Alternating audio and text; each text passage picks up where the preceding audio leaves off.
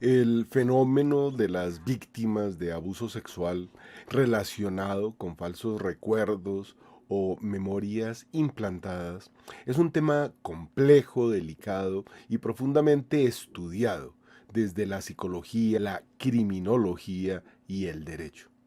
Casos documentados de acusaciones infundadas, motivadas por manipulaciones, errores terapéuticos e incluso venganzas personales, luchas por custodia o abiertamente una campaña de desprestigio bien orquestada por organizaciones que tienen una agenda anticristiana, han hecho aparecer la Iglesia Católica como una institución malvada, repleta de degenerados violadores de niños. Ha habido casos documentados de memorias implantadas desde las brujas de Salem y cada vez de una forma más sofisticada que incluye películas de terror, videojuegos, literatura y una cultura popular que denigra de los educadores, sobre todo si son religiosos. Las persecuciones anticatólicas en Alemania por los reformadores, entre comillas, para apoderarse de las tierras y bienes que pertenecían a cristianos devotos, acusándolos de brujería, son ampliamente conocidos. El caso de las brujas de Salem de Boston, cuando asesinaron a Anne Glover, acusándola de bruja por tener una imagen de la Virgen, es aberrante y se desata una persecución desde Inglaterra hasta América que incluye el asesinato de todo el clero inglés que se resistió al acta de supremacía protestante. Más recientemente está el caso del preescolar McMartin en California. Entre 1983 y 1990, varios maestros de un jardín infantil fueron acusados de abusos sexuales y rituales satánicos.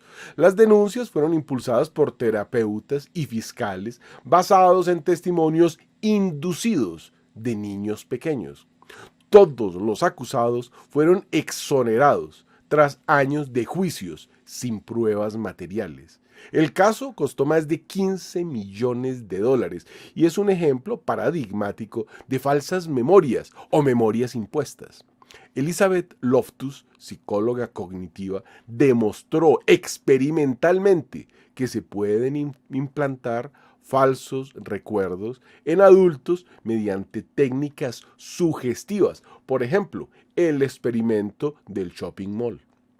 Loftus y Ketchman, el juicio a la memoria, testigos presenciales y falsos culpables, un libro de 1994, denuncia el uso irresponsable de la terapia de recuperación de memoria, especialmente cuando lleva a acusaciones retroactivas de abusos sin evidencias físicas o documentales.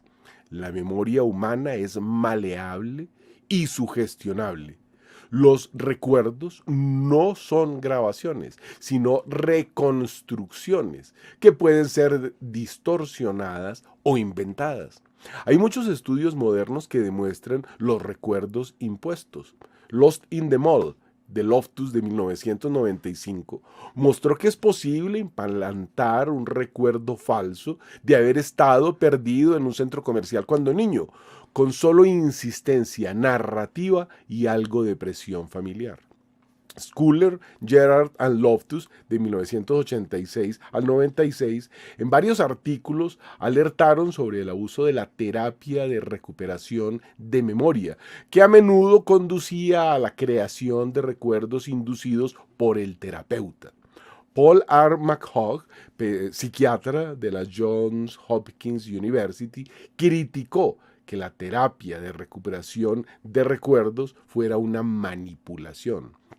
Richard Off y Ethan Waters, haciendo monstruos, falsos recuerdos, psicoterapia e histeria sexual, fue un libro que destapó toda esta realidad. El caso de Kelly Michaels de Nueva Jersey en 1985, acusada de abusar de más de 20 niños en una guardería y condenada a 47 años de prisión. Se pudo demostrar más tarde que los testimonios de los niños fueron inducidos mediante interrogatorios coercitivos. Fue liberada tras 5 años. Su caso se convirtió en un ejemplo de pánico moral manejado o manipulado. Foster Children Scandal en Australia en 1990, el escándalo de los niños de Foster, donde varios niños retirados de sus hogares por presunto ritual satánico. Los testimonios resultaron ser inducidos por terapeutas ideológicamente cargados y sin formación forense. El Estado tuvo que indemnizar a las familias tras demostrarse la falsedad de las acusaciones. Ahora imaginemos lo que hacen contra la Iglesia. La Asociación de Sacerdotes Católicos de Estados Unidos publicó un documento titulado Avanzando hacia la restauración de la justicia para los sacerdotes, dirigido a la Conferencia de Obispos Católicos de Estados Unidos. Una reflexión equilibrada sobre el derecho de los sacerdotes a la defensa, a menudo pisoteado por prácticas de acusaciones que no respetan el derecho canónico ni el sentido común. El documento denuncia una realidad preocupante. El 90% de las acusaciones recibidas cada año se consideran infundadas o no pueden verificarse. A pesar de esto, muchos sacerdotes son suspendidos, expuestos al descrédito público, despojados de su ministerio y reputación simplemente por ser mencionados en una acusación, sin pruebas, sin investigación, a menudo sin una posibilidad real de defenderse.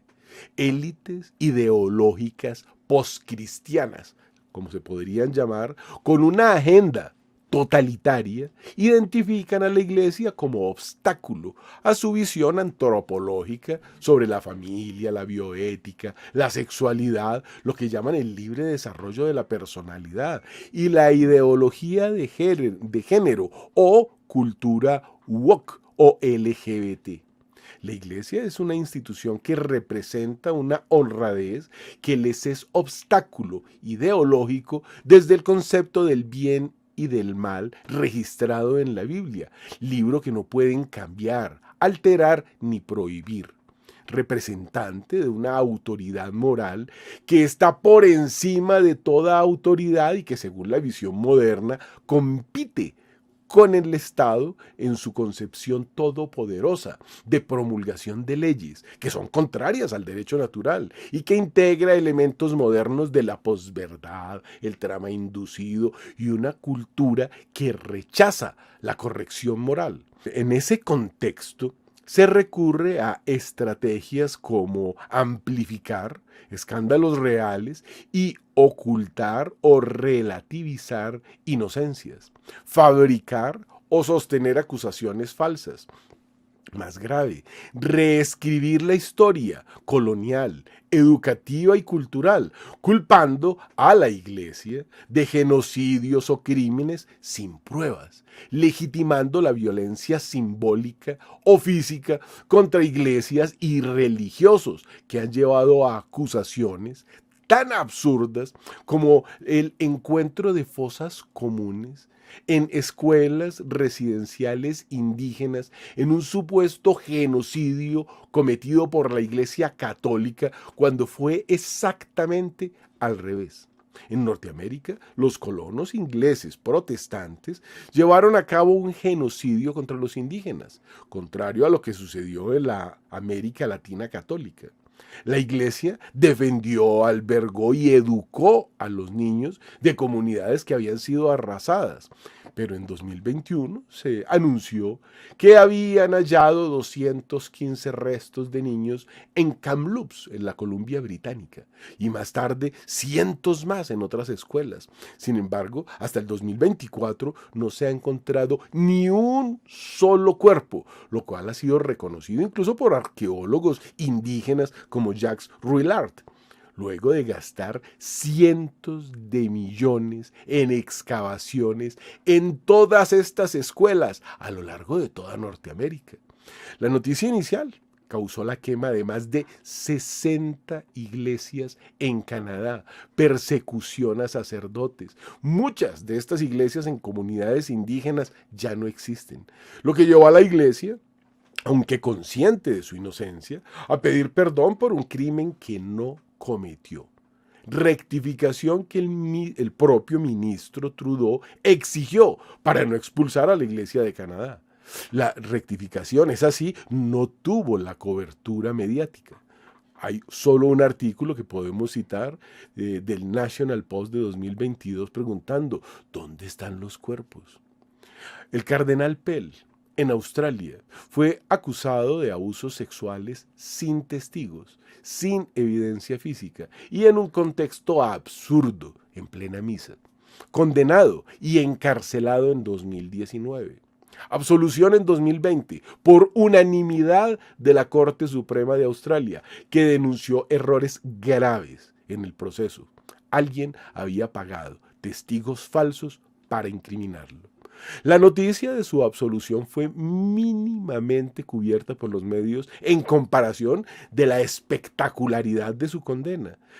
Pell murió en el 2023. Algunos lo consideran mártir mediático de una agenda antieclesial. Sigamos en Australia. La justicia imputó a Monseñor Max Davis, obispo castrense, por abusos sexuales a un menor que habían sido cometidos en 1969. Se le acusa de haber abusado sexualmente de un estudiante en el Colegio San Benedict de la localidad de Nueva Norcia, al norte de la ciudad de Perth, y fue encarcelado por años, hasta que por fin pudo demostrar que cuando supuestamente ocurrió el incidente, Monseñor Davis aún no había sido ordenado sacerdote, estaba en el seminario sacerdotal castrense y el crimen no pudo haber sido cometido por él. Todo era un montaje. Pero el mal estaba hecho, había sido destituido y abandonado en una cárcel. Su vida quedó destrozada. Podemos multiplicar este caso en todo el mundo. El Bundestag y el perdón de la Iglesia alemana, después de investigaciones encargadas por diócesis, se detectaron fallas históricas en el manejo de los abusos. El Bundestag exige perdón público institucional, aunque muchas de las cifras provienen de acusaciones no comprobadas. El informe MHG de 2018 habla de 3.677 casos reportados. Pues bien, menos del 5% fueron confirmados, pero el escándalo sirvió para exigir reformas radicales y la desclericalización de Alemania. El propio Papa Benedicto XVI acudió al Bundestag a pedir perdón, pero todo fue un montaje mediático contra la iglesia. Es decir, las cifras eran demasiado bajas, pero el escándalo mediático fue masivo. Hubo quema y vandalización de iglesias en todo el mundo. En Canadá en 2021 más de 60 iglesias quemadas tras la noticia de las fosas. En Chile entre 2019 y 2021 decenas de templos católicos incendiados durante protestas. En algunos casos se gritaban consignas como "la iglesia es el enemigo". En Francia y Alemania hubo un aumento del vandalismo anticristiano desde el 2018. En el 2019 más de 1.000 iglesias fueron profanadas en Francia, según el Ministerio del Interior, incluyendo Notre Dame, que ardió. En todos estos ataques, la cobertura mediática fue mínima o relativizada. Hay estudios y cifras sobre esas falsas acusaciones. False Allegations of Sexual Abuse de Oxford Journal del año 2010 en el Reino Unido. Las denuncias por abuso sexual se demostró que eran falsas. En contextos de divorcio o de custodia, la cifra de los escándalos ha subido al 40, al 50%. Philip Jerkins, Pedophiles and Priests, Anatomy of the Contemporary Crisis, es un estudio no católico que documenta cómo el escándalo ha sido instrumentalizado por sectores anticatólicos, mientras otras instituciones, como las escuelas públicas o protestantes, tienen índices terribles y de esos no se habla. En Estados Unidos, en el John Jay College, hay un estudio que se llama Sexual Abuse in School Context, Clergy and Other Professionals. Es un estudio solicitado por los obispos de Estados Unidos que muestra que el abuso entre el clero católico es menor que en todas las demás profesiones, como los profesores, los médicos, incluso los más violadores resultaron ser los familiares cercanos. La mayoría de los casos se concentran entre 1960 y 1985, sin indicios algunos de encubrimientos globales ni nada de eso. En esta distopía, los casos de inocencias comprobadas, como el de Pell, no se publican. Se genera una psicosis colectiva que lleva a criminalizar incluso la presencia visible de la iglesia. Se aplican leyes de discurso de odio que prohíben enseñar moral sexual cristiana, tildándola de violencia simbólica. El Estado utiliza comisiones de memoria con fines ideológicos, no con apego histórico. Los recuerdos falsos, lejos de ser solo errores mentales inocentes, pueden estar profundamente motivados por pasiones internas no resueltas, odios, venganzas, culpas proyectadas o incluso por el deseo de destruir la imagen de quien nos representa un límite. Esta idea aparece ya en el pensamiento freudiano. El recuerdo no es una fotografía, sino un juicio afectivo retrospectivo, decía Carl Jung. Así, la memoria puede justificar la venganza como una figura de alguien que nos corrigió, autolegitimar nuestro deterioro moral. Yo soy así porque así me hicieron, o porque me hicieron daño, dirán muchos. Construir una narrativa de víctima para no asumir la responsabilidad.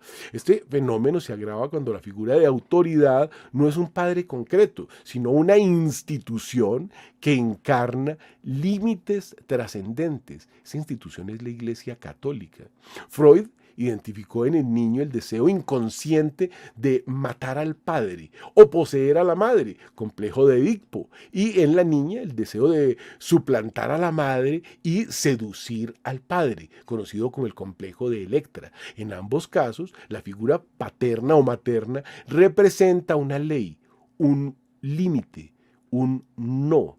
En una sociedad que ha renunciado a la figura paterna simbólica, el Estado es permisivo, la cultura es hedonista, la única institución que dice no sigue siendo la Iglesia. Por eso, quienes han internalizado sus impulsos, frustraciones o errores no asumidos, necesitan destruir esa última figura de autoridad. La Iglesia, con su voz moral, se convierte en el último padre que debe ser matado. Lo que odiamos en la Iglesia no es su pecado, sino su santidad, porque su sola existencia nos recuerda lo que no queremos dejar de hacer, decía Chesterton. El cine, las series, las novelas modernas han sido instrumentos poderosos de agnotología, desinformación emocional, para alimentar ese odio simbólico. Algunos ejemplos que podemos tomar son Spotlight del año 2015, una película que ayudó a fijar en el inconsciente colectivo la idea de una iglesia estructuralmente pedófila, aunque el 99% del clero jamás haya sido acusado. Series como The Keepers de Netflix, donde se mezcla crimen y abuso, conspiración eclesial, reforzando la narrativa de oscuridad, aunque con pruebas falsas o confusas. Telenovelas o ficciones populares, monjas crueles, sacerdotes hipócritas, represión sexual, abuso de poder, ahora son parte del imaginario colectivo. Y uno se pregunta, ¿quién tendrá tanto interés en desprestigiar y destruir la Iglesia de Dios? Estos relatos no distinguen lo real de lo inducido y generan una narrativa social del trauma eclesial aún en personas sin experiencia real, sino mediática, es decir, falsas memorias de cosas que nunca siquiera estudiaron en un colegio católico. En el Émile de Rousseau, el niño debe ser educado sin represión, sin imposición de normas extremas, para que conserve su bondad natural. Ese ideal ha sido llevado al extremo de la cultura moderna. El nuevo Émile o Emilio es educado para no ser corregido, para expresar todo deseo, para no cargar culpas, comer y beber y que el cuerpo tome la forma que quiera, dicho por las Cortes como el derecho al libre desarrollo de la personalidad, cuando algo en su vida se retuerce, adicciones, fracasos, rupturas, busca culpables, padres, profesores, curas, la iglesia, Dios. Así nace la mentalidad de víctima estructural. Este sujeto frustrado no está dispuesto a reconocer su participación en su mal. Si cayó en adicciones, la culpa es del trauma. Si vive inmoralmente, la iglesia lo reprime. Si siente vergüenza, culpa a quienes le hablaron del pecado. Y entonces el odio contra la iglesia no es solo ideológico, sino emocional y profundo. En un mundo sin límites, la iglesia persiste como señal de contradicción. Por eso se convierte en blanco. Hay que profanarla, hay que destruirla, hay que ridiculizarla, acusarla de crímenes reales o inventados, lo que sea. La distopía no necesita fabricar mentiras, sí puede alimentar recuerdos inducidos, utilizar medios para proyectar estereotipos, promover leyes que castiguen el simple acto de predicar moral. Así, el nuevo Edipo, sin padre biológico ni límites culturales, descarga su resentimiento existencial en la última figura que le recuerda su responsabilidad: Dios y su iglesia. Muchas veces el odio hacia la iglesia no nace del escándalo del pecado, sino del escándalo de su santidad exigente. Jesús fue odiado no por sus errores, sino por sus perfecciones. Lo mismo ocurre con la iglesia de hoy, decía Fulton Sheen. La memoria, si no es redimida por la verdad y la caridad, puede convertirse en instrumento de destrucción, especialmente cuando es manipulada por el odio, el deseo reprimido y el resentimiento. Tal como en la época de la Reforma Protestante, se vive una leyenda negra contra la Iglesia Católica, ahora basada en supuestos genocidios educativos en esas escuelas de Canadá o en la corrupción estructural absoluta que pues ahora lleva cartillas de degeneración masiva que son obligatorias desde la más tierna infancia. Si bien la Iglesia ha cometido errores, la manipulación, la desproporción y los casos falsos representan una nueva forma de persecución.